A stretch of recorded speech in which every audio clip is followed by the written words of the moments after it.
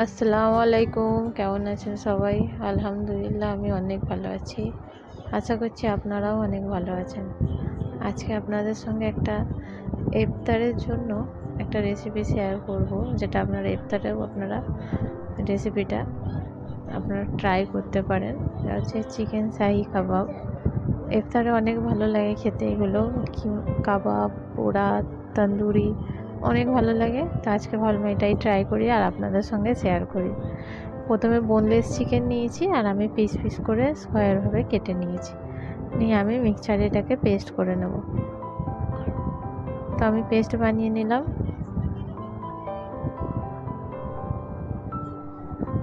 চিকেনটাকে পেস্ট বানিয়ে নিলাম। চিকেন তো নরম, বেশি টাইম লাগে না।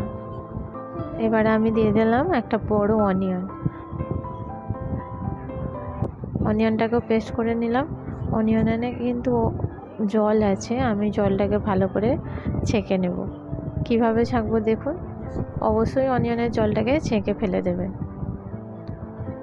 না হলে কাবাবটা অনেক নরম হবে, কেমন ঢিলে হবে জল থাকার জন্য।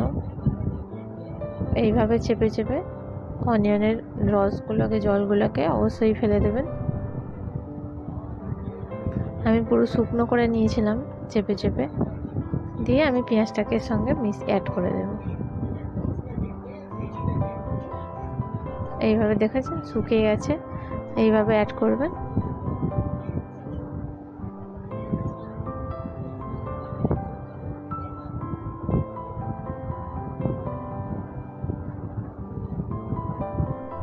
জানেন বন্ধুরা, আমাদের এই এত বরকতের মাসটা কিন্তু হয়ে এলো আজকে 24-25টা রোজা। কতদিন অপেক্ষা করে এই মাসটা আসে বলুন, কিন্তু চলে যাবে, মনটা খারাপ। এবার আমি কাঁচা লঙ্কা আর আদা রসুন গোটা দিতে পারেন, কি আমার কাছে পেস্ট ছিল বলে আমি আর গোটা দিইনি। ওটা দিয়েই আমি দুটোকে একসঙ্গে পেস্ট বানিয়ে নিয়েছি।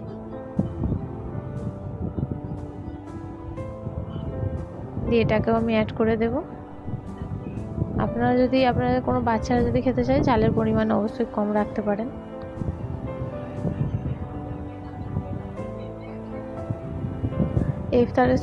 ইফতারের সময় একটু চিকেন কাবাব, চিকেন ফ্রাই এগুলো অনেক খেতে টেস্টি লাগে বলুন। আমি এই জন্য ভাবলাম যে আজকে কাবাবেরটা শেয়ার করি আপনাদের সঙ্গে। একটা করে চিকেন পকোড়া এগুলো ভালো লাগে ইফতারের টাইমে খেতে। কিন্তু একটা দুঃখের বিষয় কি জানেন, যে আমাদের রমজান মাস আমাদের আর বেশি দিন বাকি নেই। রমজান মাস চলে যাবে, ভালো লাগে না বলুন। এই মাসের অনুভূতিটা পুরো আলাদা।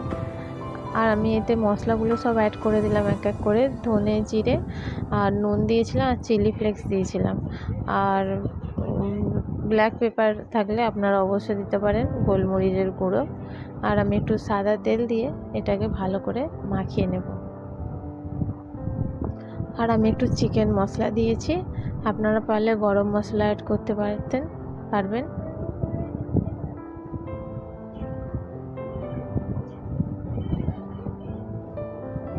ভালো করে মেশাবেন।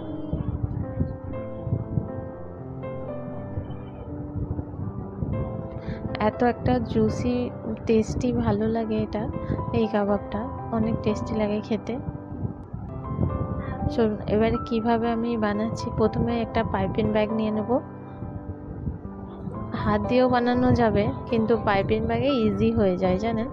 তো আমি এই টিপসটা শেয়ার করছি আপনাদের সঙ্গে। আপনারা পারলে এই টিপসটা আপনারা নেবেন, ফলো করবেন। পাইপিং ব্যাগে আমি মাংসগুলো ভরে দেব।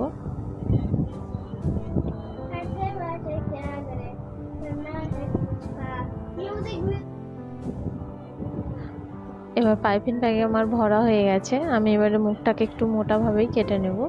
অনেক ছোট কাটবেন না, একটু মোটা করেই কাটবেন মুখটা। আমি মুখটা কেটে নিচ্ছি, দেখুন কতটা মোটা কেটেছি। এইভাবে কেটে নেবেন। মুখটাকে আমি মাংসগুলো ঠিকভাবে করে দিচ্ছিলাম, যাতে একটু টেরা বেঁকা না হয়। আর আমি কাঠিগুলো ভালো করে ধুয়ে 15 মিনিট ভিজিয়ে রেখেছিলাম, নিয়ে চলে এলাম। কাঠিগুলো এই মুখ দিয়ে এইভাবে ঢুকিয়ে দেবেন, দিয়ে এইভাবে হাতে টিপতে থাকবেন। দেখুন আরামসে বেরিয়ে আসছে, কত সুন্দর হচ্ছে, স্মুল ভাবে বেরিয়ে আসছে, দেখছেন? দেখুন এইভাবে হলো। এইভাবে একটা একটা করে ট্রাই করবেন আপনারা। আরও আমার 2-3টা হয়ে গেল। দেখুন এইভাবে এরকম ঢুকিয়ে দিয়ে এইভাবে টানবেন, একটু পুশ করবেন পিছন দিক থেকে, তো বেরিয়ে আসবে, এইভাবে বেরিয়ে যাবে। ইজি, সেকেন্ডের মধ্যে হয়েও যাবে আর দেখতেও সুন্দর লাগে। সব সমান পরিমাণভাবে হয়। আর হাত দিয়ে কি করলে একটু ছোট বড় বেশি কম এইভাবে হতে হয়। আমি এইটাই টিপসটা ইউজ করি, আপনারাও করবেন। ইজি হবে, দেখবেন তাড়াতাড়ি হয়ে যাবে। আপনারা বন্ধুরা একবার কাবাবটা ইফতারে ট্রাই করবেন, অনেক ভালো লাগে খেতে, এটা অনেক টেস্টি। আমরা কাঠি কাবাব খাই, অনেক রকমের আমাদের কাবাব আছে, আমরা ট্রাই করি। এটাও একরকম কাবাব, এটা ট্রাই করতে পারেন। চলুন, আমার অনেকগুলো হয়েছিল, তো আমি সব এক এক করে করে নিলাম। এইভাবে একটা একটা করে করবেন। আমি এবারে ফ্রাই করব। প্রথমে তাওয়াতে অল্প করে তেল দিয়ে দেবো। অবশ্যই সাদা তেল ইউজ করবেন, মাস্টার্ড অয়েল একদম ইউজ করবেন না।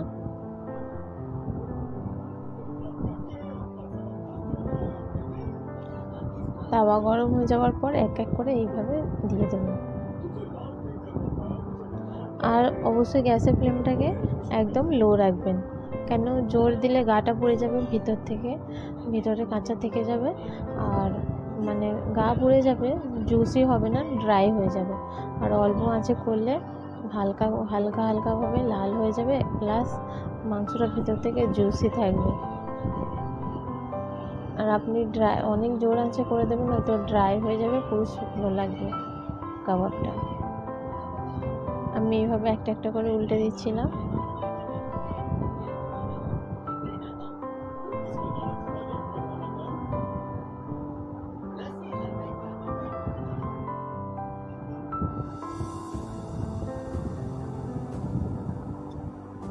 আমি একবার করে হালকা হালকাভাবে উল্টে দিচ্ছিলাম, সাইডগুলো আস্তে আস্তে করলাম।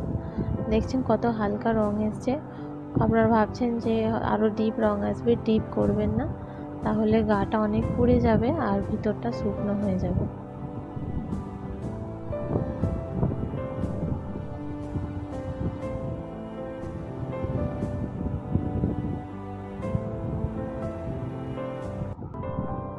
দেখুন এত সুন্দর কালার এসছে। আমার এটা তুলতে গিয়ে ভেঙে গেল বন্ধুরা, আপনারা হালকা করে তুলবেন।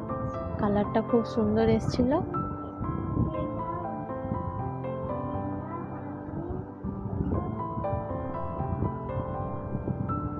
চলুন এবার পরেরটা দিয়ে দেব। তাওয়াটাকে আমি একটু পরিষ্কার করে নিলাম, নিয়ে আবার পরেরগুলো দিয়ে দিলাম।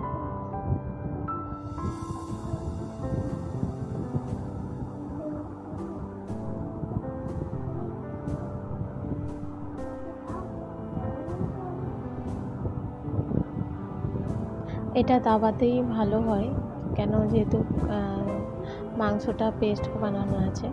তো আরও আমি কাবাব যেগুলো বানাই সেটা আমি মানে গ্যাসে ডাইরেক্ট পোড়াই, সেগুলো অনেক টেস্ট হয়, একটা পোড়ার গন্ধ হয়।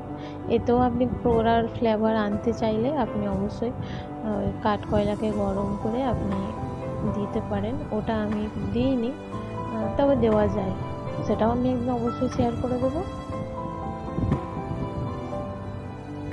আমি এক এক করে আস্তে আলতো হাতে অবশ্যই উল্টাবেন প্রথমে, কেন যেহেতু মাংসটা অনেক নরম থাকে। একবার একটু টাইট হয়ে গেলে আর অসুবিধে নেই, একটুও ভাঙবে না। আর দেখুন প্রথমে আমার একটা ভেঙে গেছিলো, কিন্তু এগুলো আমার একটাও ভাঙেনি। কত সুন্দর হয়েছে বলুন তো, খেতেও অনেক টেস্টি, মশলাও একদমই নেই। ওই জন্যই বললাম ইফতারে অবশ্যই ট্রাই করবেন। চলুন দেখতে কত সুন্দর হয়েছে একবার দেখুন বন্ধুরা। খেতে অনেক টেস্টি হয়েছিল। অবশ্যই আপনারা ট্রাই করবেন। যারা ট্রাই করবেন আমাকে একবার কমেন্ট করবেন খেতে কেমন হয়েছে। চটজলদি হয়ে যাবে একটা রেসিপি, ইফতারেও খেতে ভালো লাগে। চলুন দেখা হবে আবার নেক্সট কোনো রেসিপি নিয়ে, প্লাস নেক্সট ব্লগে।